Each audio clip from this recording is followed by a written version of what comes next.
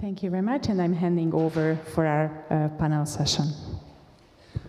Okay, thank you, Dora. My name is Svetlozar Andreev from the European Committee of the Regions.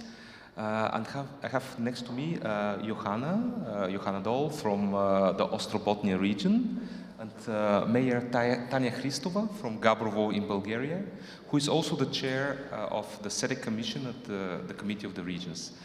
And the topic of today is quite general. It's policymaking at local and regional level. But the organizers asked us a little bit to go deeper in the topics that we saw this morning with the innovation scoreboard, with the regional innovation valleys, and to look also at the experience of local officials, local managers, locally elected politicians with all these projects, to also to have a look a little bit in the future. And for housekeeping, we agreed here, at least with Johanna and Tanya, that I will make a small introduction where we stand now. Then both of them will say just a few words about their regions and how they benefited from all these territorially place-based programs recently. And then I'll ask them 2 questions each, and then we'll open for Q&A. First of all, I'd like to say that this session that we have, it's a very good transition from the previous session, which was on the regional innovation valleys, but also as the colleagues from JRC and Margherita, here I see her present, announced the PA, the preparatory action that is also done together with the European Parliament on place-based transformation. And the deadline that was set in 3 strands on the 22nd of November. I know that many of the participants, but also the people who follow us online, I know that many people follow us online, are going to apply by the deadline of the 22nd of November. So this is the first session, and the one that follows us is the last but not the least session. I think it's probably the most strategic and politically significant one, is on the future framework program, what we can expect in the future, with the participation of Manuel Aitor, with Anne Beignet, our rapporteur on FP10, the Committee of the Regions, with Pirita from Erin, and Martin Kern.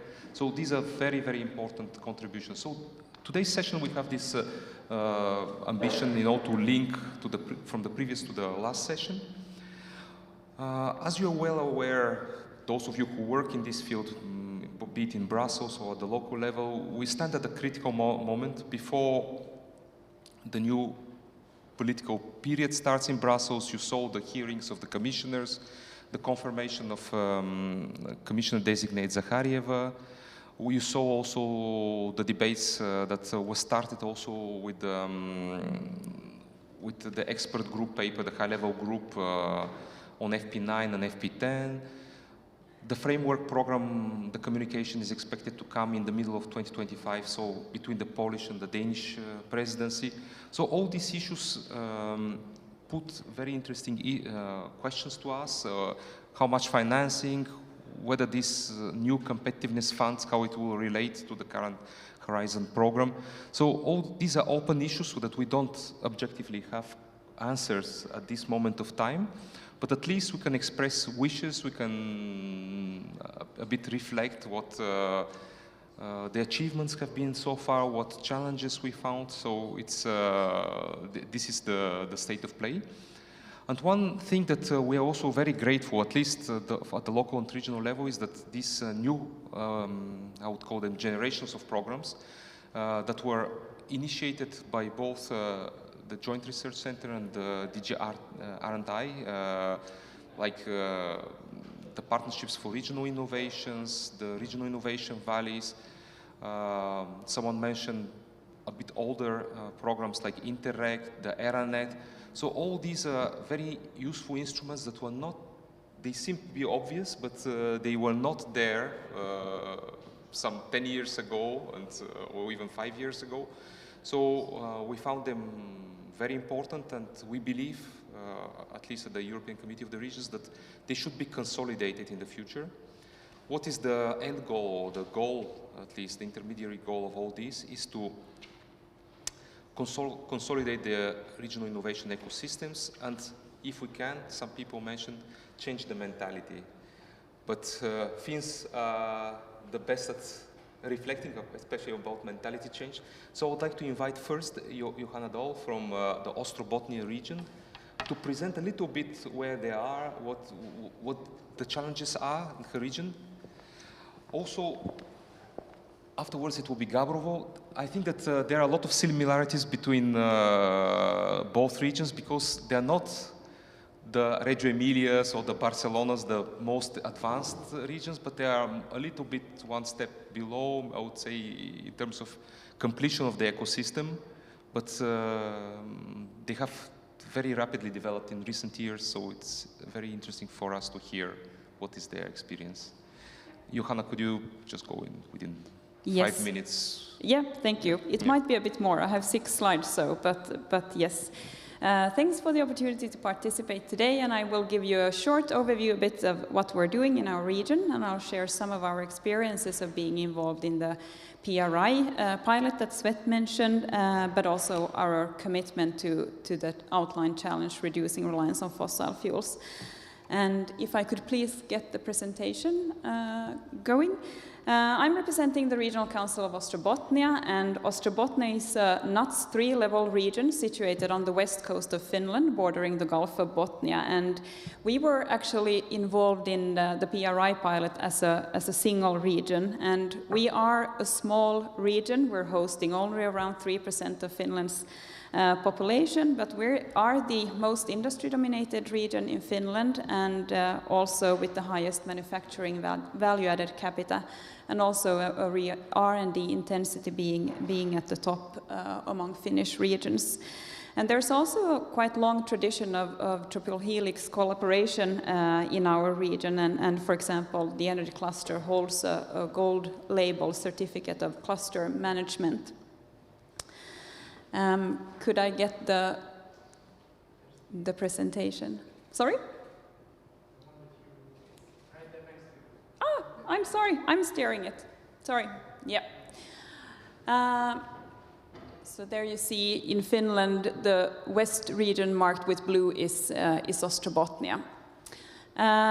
Yeah, but let's zoom in a bit on our PRI journey. And during this journey, Ricardo Hausmann talked about the changing conditions for diversification. Now we're stepping into a decarbonizing economy. And he actually underlined in one of the talks that he gave in the PRI initiative that to date, the Green Agenda has focused quite a lot on the needs for regions to lower their emissions and to reach net zero goals.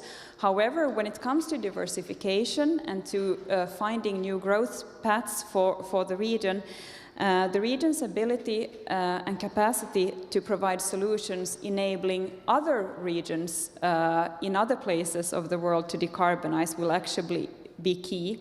And regions that are able to leverage this trend are also bound to grow faster. And this actually highlighted for us the importance of leveling up the development work for really accelerating our ecosystem collaboration, but also the importance of putting the deep tech angle in the work that we were doing with PRI and also with the Regional Innovation Valley initiative that we're interested in.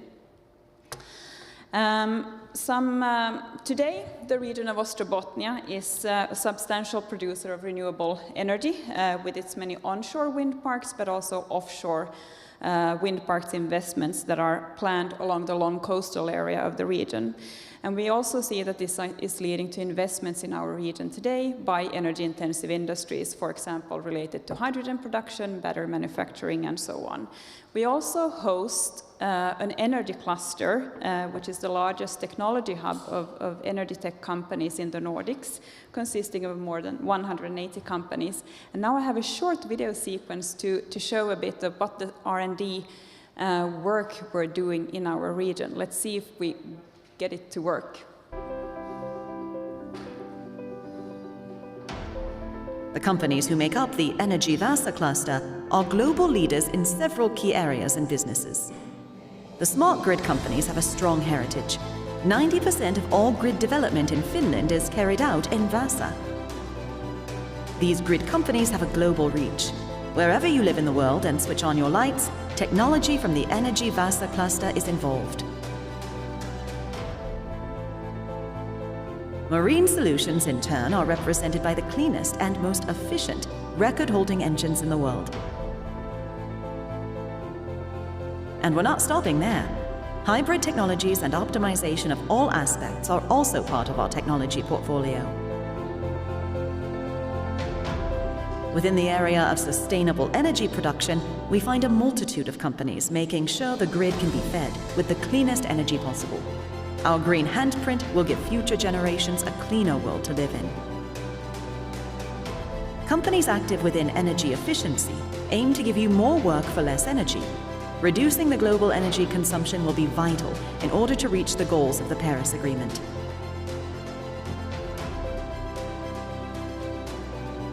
What all of these have in common is the need for innovative digital solutions, helping optimize production and material utilization. As global leaders, the Energy Vaasa companies are rising to meet the clean tech challenges in order to create a better tomorrow. Our success is the result of a... Yes, thank you. However, to really stay ahead in the energy transition requires constant research and innovation efforts, investments, and development work. And as part of the work that we have been doing with our regional smart specialization strategy, but also with the conceptualization of the RIB model, we have conducted a significant amount of interviews within company leaders in our region. And interestingly, the results from these interviews align very nicely with a recent study that was also referred to this morning related to the Regional Innovation Scoreboard on drivers of innovation discovered in regions scoring high on innovation, and this relates to the 17 case studies that they have done. But what I would like to stress here, we see the similar drivers, but what we also see is that the bottlenecks that we have for the future and that we need to solve relate to these exact same themes. For example, when it comes to facilitating partnerships between public and private sectors, it's really a key issue to solve complex challenges. But we also see that one of these challenges, for example, how will the grid look like in 30 years? What's the end game? And this is crucial for the type of research and new products that the companies need to introduce. And this really creates a need for energy market knowledge and capacity, but also for kind of building more regulatory sandboxes and experiences, which will require a lot of cooperation, considering that the energy market is highly regulated. And with this being said, I would like to point out that these factors and drivers, they're not just important for catching up, but they're also really important for staying at the front. And these are areas where we need to have significant development needs that we need to take into the innovation policy work that we're doing on our region and finding solutions together at the regional level, but also horizontally. And going a bit back to the PRI journey also, another thing that the PRI also stressed for us and gave a good framework was to think about synergies between different funding initiatives. And it gave a good umbrella framework to have this discussion at a regional level. And for example, I took here the Hydrogen's Valley initiative, which is under development in our region. In this initiative, there's a really strong focus on business-to-business cooperation and to advance the development of current business cases and exploiting current business activities and opportunities. In this initiative and the Hydrogen Valley initiative that we have been working on, the S3 and the RDF funding is a bit in a minor part, but it's still there to support the development. On the other hand, in the Regional Innovation Valleys initiative, you go more into the exploration of new areas and new deep tech solutions, and here S3 and RDF is really in a key role. But this targets the knowledge ecosystem and really complements the work on, for example, the hydrogen valleys. And as a final remark also what PRI brought, and that was more of a mission-based elements into S3 and to the structured process of innovation policy in the region. And this is where we are at the moment, thinking about what are our regional missions that we want to put in under the outlined challenge that we have chosen to work on, and what will the commitment be of different actors in our region. So, thank you. Thank you, Johanna. I know that Mrs. Hristova has prepared more for the Q&A session that we are going to engage in a minute. But I would like to also to invite her, because we have, to summarize a little bit what Johanna said, we have a region which is outside of the capital in almost the same size kind of as population country. You have your smart specialization, which is very clear on energy, looking into the future on hydrogen, on wind, or farming, you told me as well, on the coastline. Tanya, you also have in your city, and you have, I know, very nice presentation, you're preparing an innovation camp, but you are one of the few regions in Bulgarian cities that have a smart specialization strategy. Could you, based on your own experience, tell us a little bit what Gabrovo is now and how it looks into the future, basically? What kind of industries, what kind of... just to set the context, and we can also talk about the PRIs, the RIFs, and where, of course, you both participate. Yes, first of all, thank you for the opportunity to be together with you, although through the technologies. And I'm really very happy to briefly present the place that I belong to. It is very quality at the very geographical center of our country. The name of my municipality is called Gabrovo, and we are trying to be really very active in the field of establishing strong innovation ecosystem, which involves a lot of partners, mainly from the part of our technical university. We have a university which is mainly in the field of engineering and IT sector.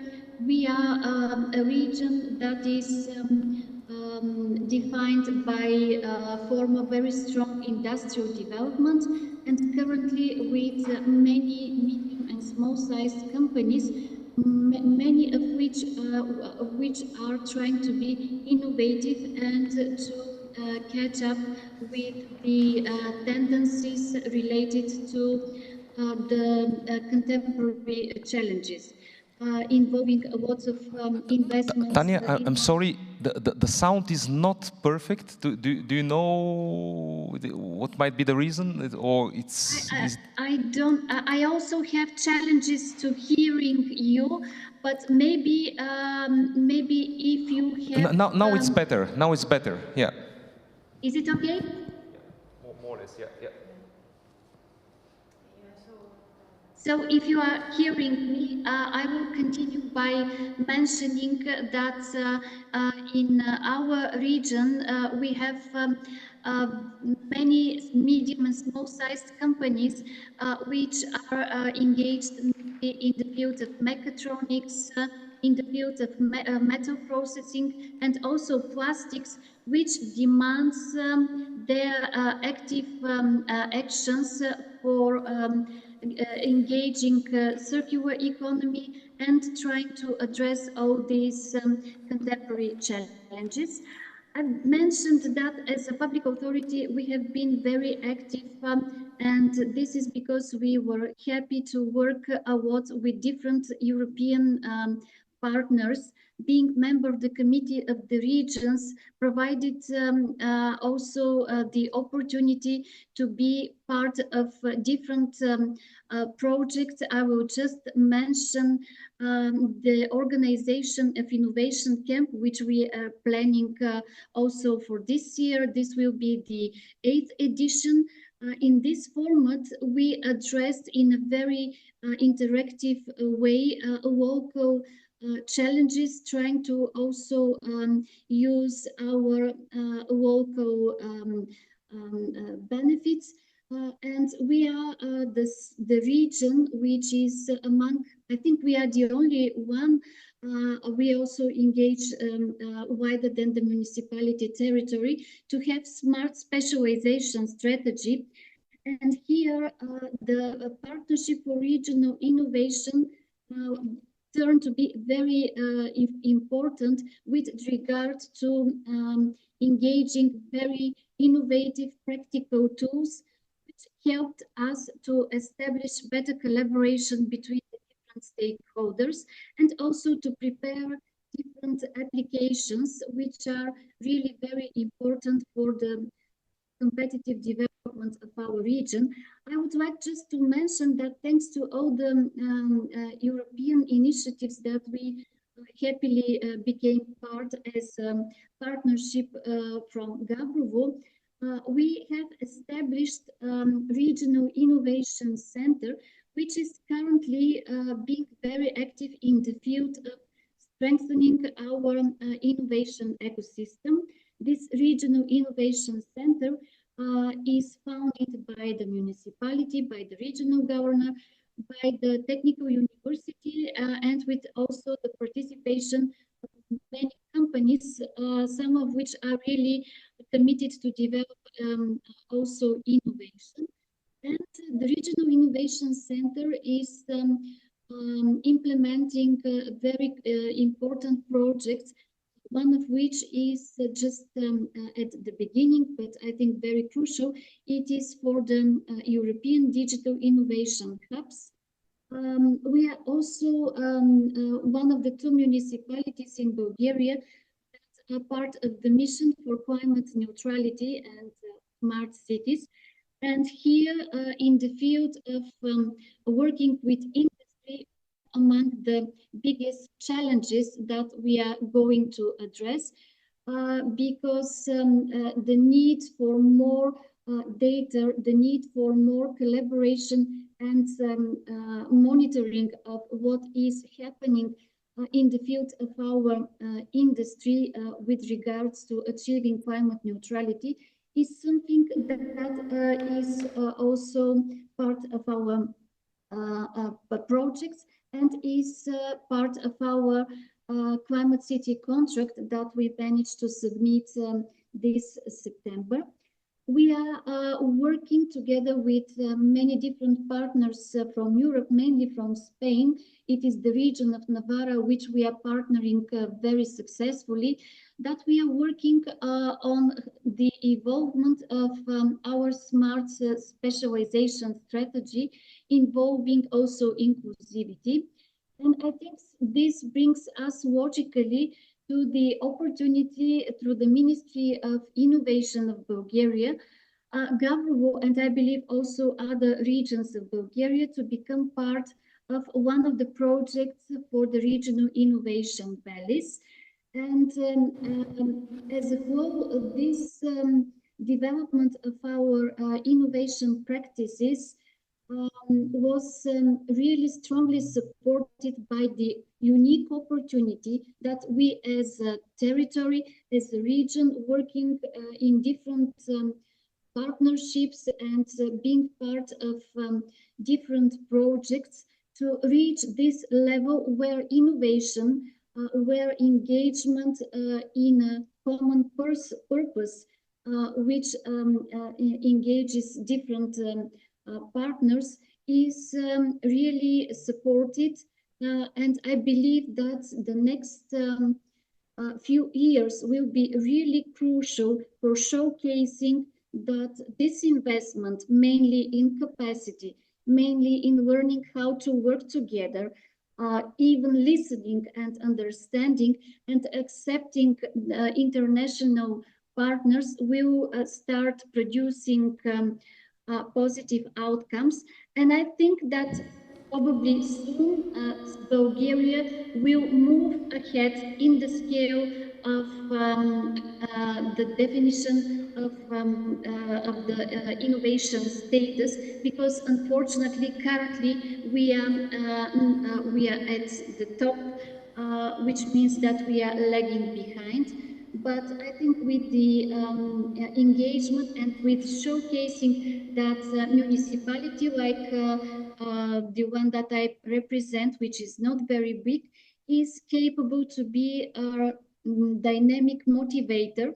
And of course, here I should also mention that the synergy between local, national, and European level will play a crucial role. But I think we all realize and we know that without being innovative, without being open to work in a systemic framework, nobody will be able to remain in the near future on the market, and the challenges should be transformed into opportunities. Okay, thank you very much. Now let's engage. I'll have a question for both of you, Johanna and Tanya. Based on your experience from the partnerships for regional innovation, the pilot phase and then the regular phase, where we had also the action book produced from the Joint Research Center, the question is, do you think that the next step, which is set already in motion, which is the pilot action, first of all, I mean, the question has two parts. The first part is, what is your general impression on the PRIs? Johanna, you already answered with some positive notes on this, but basically, what are you looking forward into this new stage of the PRIs, or the new phase, as it calls now, place-based transformation? The same question to Tanya. Tanya, what is your general impression of the PRIs, and what are you looking forward in the new preparatory action on place-based transformation? Okay, let's, Johanna, start. 3-4 minutes. Yeah, sure.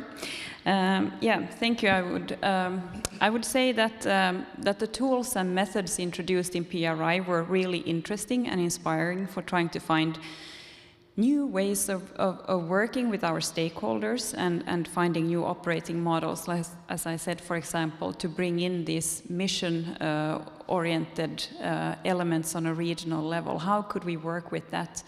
And also with the Regional Innovation Valley label, I think it was to try to get more stakeholders connected to the energy theme in our region, and to get it as a theme really covering the whole region and not just the energy cluster as you saw in the video. So I would say that without the pre-work and the capacity building that we did in PRI, we would not maybe, or it would have taken much longer to kind of be where we are today. And with the preparatory action, which I look very much forward to, I think it's really about digging deeper and building upon what we have kind of set into motion now, with discovering the themes that we definitely want to put into the challenge that we have chosen, how the working model should look like, how we should connect the regional and interregional work, and what are the roles and tasks of the different organizations in that, and just to kind of to move on with this. And if we, for example, we have the regional missions, how to implement these, how to monitor them, how to get them really going concretely in collaboration with different stakeholders, that's something that we need to work on and we need help with. Thank you. Thank you very much. And Tanya, what is your experience from the PRIs and what you're looking forward in the next few years? I fully agree with what Johanna just explained, because it was really almost the same for us. First of all, it make us be together. It helped us to work in a network, different partners. It helped us to understand more clearly what it is to be innovative in the contemporary form of this message, and it also helped us understand by being part of interesting activities, how to process, how to manage this policy in real life. And I think for us, especially for Gabrovo, it really strengthened our collaboration among us as territorial partners. It gave us confidence that we can expand this capacity and engage more and more partners, which could be seen in the development of the scope of our regional innovation center, where we are accepting new members and trying to use in our work these tools which are presented in the playbook, thanks to this initiative. And I think what is even more important is that we are using some of the methods and some of the approaches in other areas, not only in fields related to technologies, but also when we work with young people. And in our forthcoming innovation camp, where innovation, regional innovation valleys, competitiveness, young people, the demographic challenges will be very much at the heart of our work. These instruments will be also engaged, and I think they will help us get more deeper awareness, and it also helped to communicate easier to the general audience what we are doing. So I think it is a very good opportunity that there is a next phase, and I hope that many regions and interesting projects will be submitted within the next week. Thank you very much. Yeah, I would like to highlight that exactly the PRI and the action book that Margherita also mentioned this morning is a quite useful tool that we are very happy that it came to light, because each one of you, including from academia or from regions, you can open this action book on the partnerships for regional innovation. Find your policy area, be it from culture, from social innovation, as Tanya mentioned, be it, and you can see there concrete examples, some concrete actions that exist, concrete projects. And you can find also some regions, maybe in Hungary, maybe in France, maybe in Spain, that walk this road, sometimes local authorities, but also regional innovation managers like Johanna. You have your doubts, you want to see how it was done in other regions, and I think that the action book was quite good. And the second thing that we also learned is also a little bit from Tanya's presentation, is that if we're good at innovation, it's not only technological innovation, it's not economic innovation, but it's also innovation in all fields. And it also brings innovation vis-a-vis educators, young people, societal groups. And also it helps us communicate better this positive transformation that we are aiming at. Now, let's move to a little bit more macro issues that are quite important also for the next programming period. Johanna, you know that the President of the European Commission, Ursula von der Leyen, set as an overarching goal the competitiveness in the next programming period. And we have a lot of things in mind when we think about competitiveness, about the new competitiveness fund, but actually we already have a lot of programs in this field. I would like to ask you, I mean, what is viewed from the perspective of Ostrobothnia, how do you see this competitiveness of your region first and of Europe in general? And most importantly, what would be the favorable conditions that could be set both at European but also at national and local level to achieve this competitiveness? Do you see it as a goal that you could sell easily to your stakeholders when you go to your, let's say, energy companies? How are you going to talk about this? Yes, I think definitely competitiveness is at the heart of what they're doing and trying to stay ahead, because the market is global and the competition is really tough. But I think that the standpoint, as I said in my presentation, should also really be on the capacity and ability and the research and innovation efforts of regions to find the solutions, making it possible for other regions also to reach these net zero goals. And from that point of view, I think in the region of Ostrobothnia, we have a couple of kind of spearheads that we see now coming out also from the RIB process that we're doing. And the first one is really on system solutions for electrification that is building for renewable energy. Considering the R&D that we're doing on, for example, smart grids, energy efficiency, and these kind of things, there's really the possibility to provide solutions increasing flexibility, and we know that as the share of renewable energy increases, the flexibility will be really important in the system. So I think that's something that will be key for the type of solutions and the competitiveness that we can bring.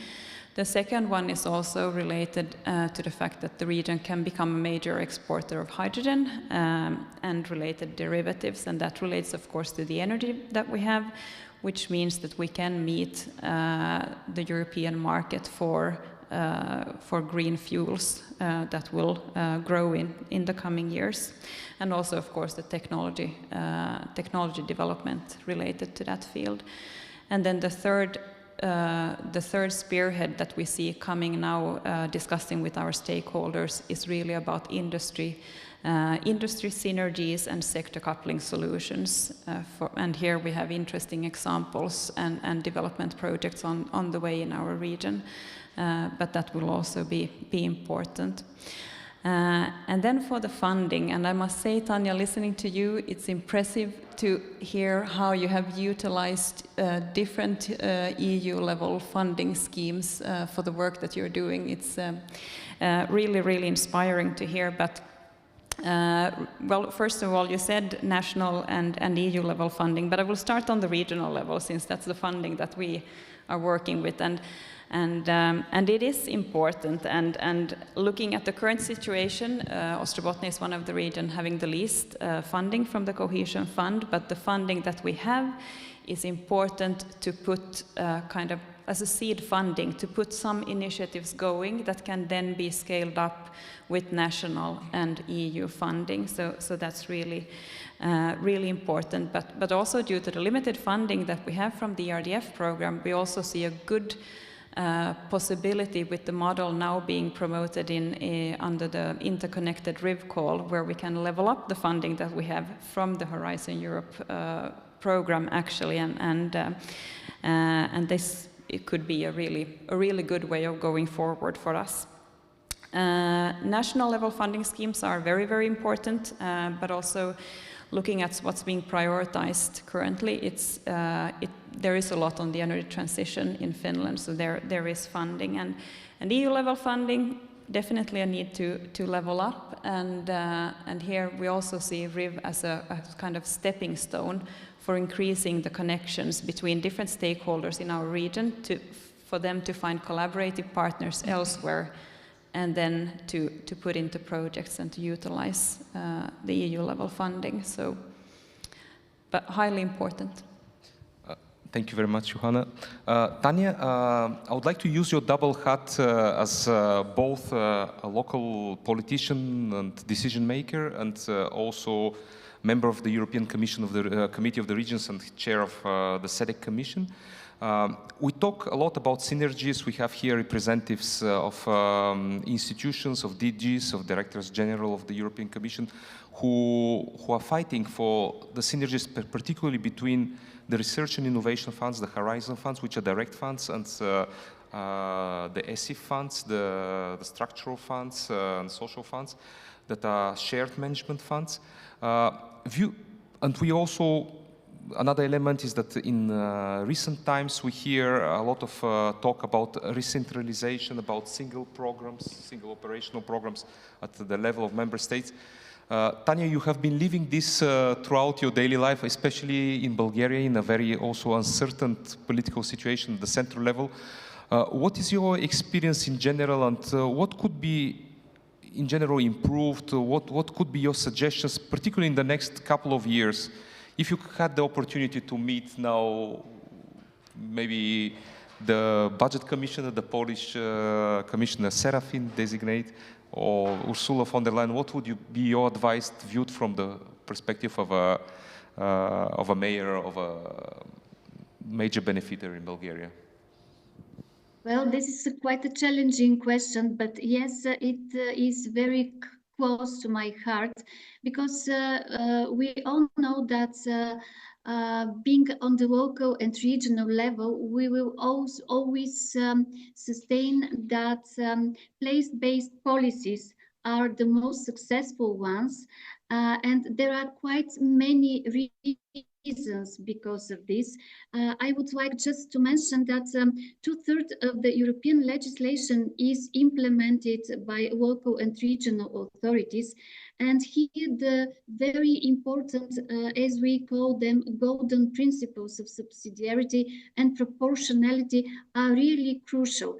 And we can even see, for example, unfortunately, example from my country, which is quite centralized country, a country which does not have a regional administrative level, which means that we have only municipal and national element, and we unfortunately are currently more than 3.5 years in a political crisis, which means that ministries, that national authorities are working very slowly, they are not efficient, and the result is quite negative.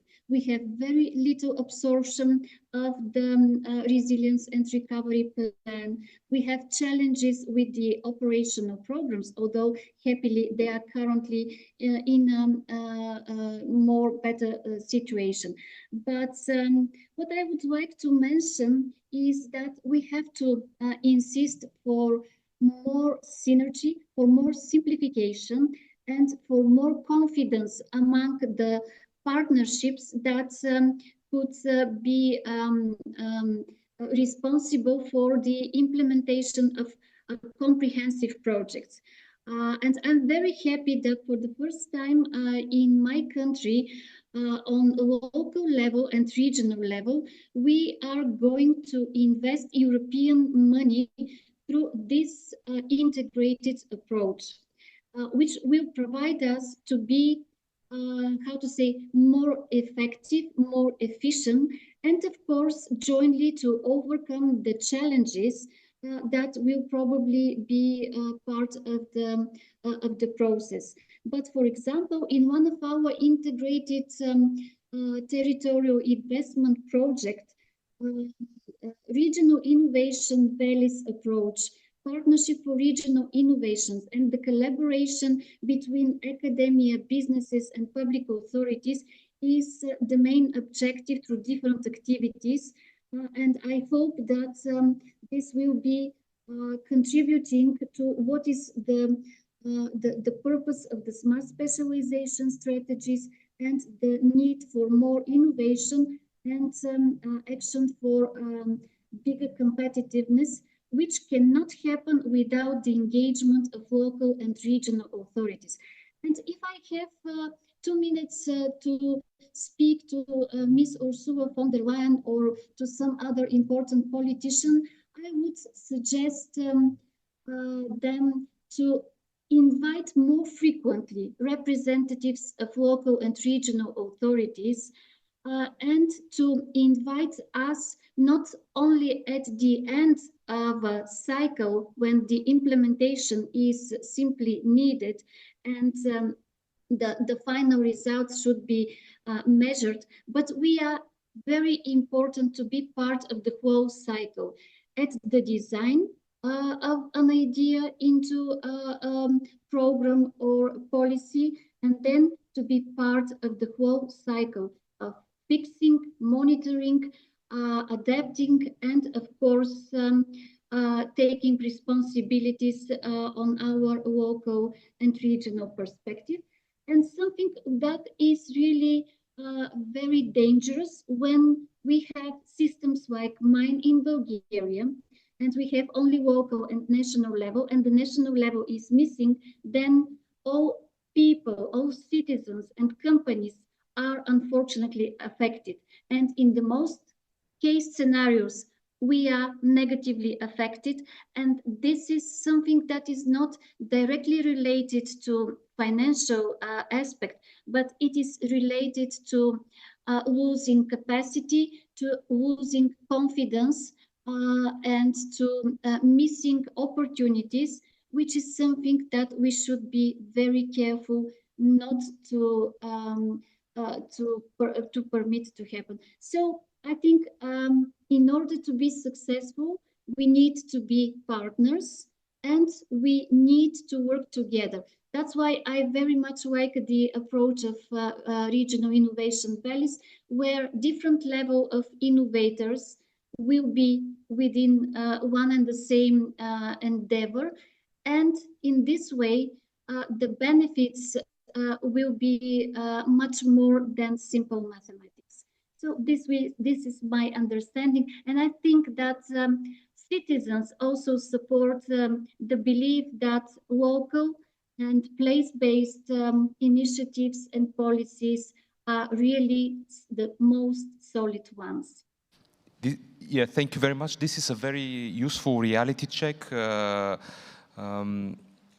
Indeed, local authorities are much more legitimate when you look at the opinion polls. We see that compared to other institutions, including European institutions, they rank much higher. They're closer to the citizens. They know the real problem. So that uptake that from also your answers here is that local authorities should be involved at the design of the policies, not to be involved at the end, at the implementation phase, or only post factum that we measure their performance via the indicators that we talked about.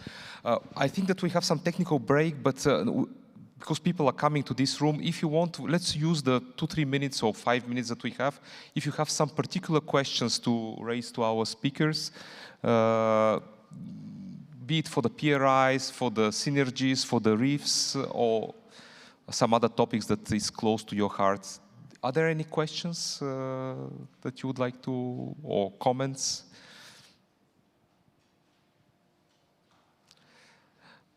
I don't see, yeah, we're moving fast towards the end of the session. We're tired a bit.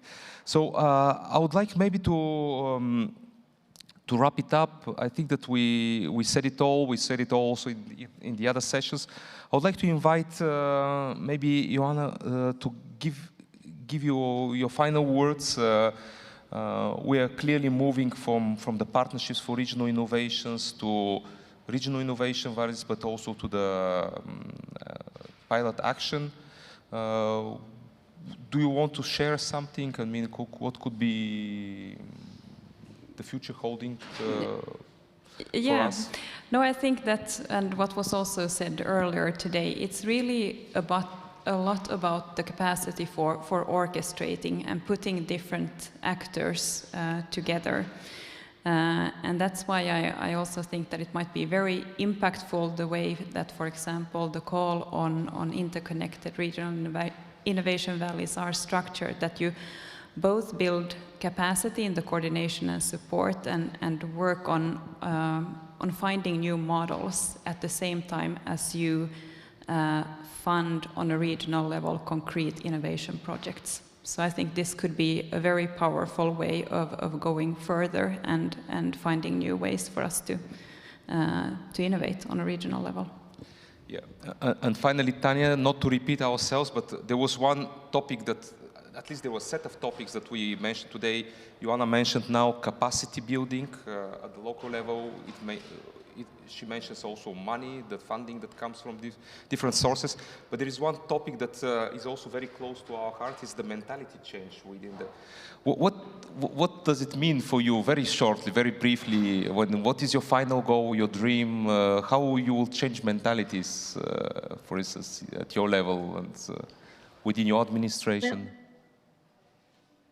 Maybe this is the biggest challenge, because this is much more than having enough financial resources or even having the best team in the world.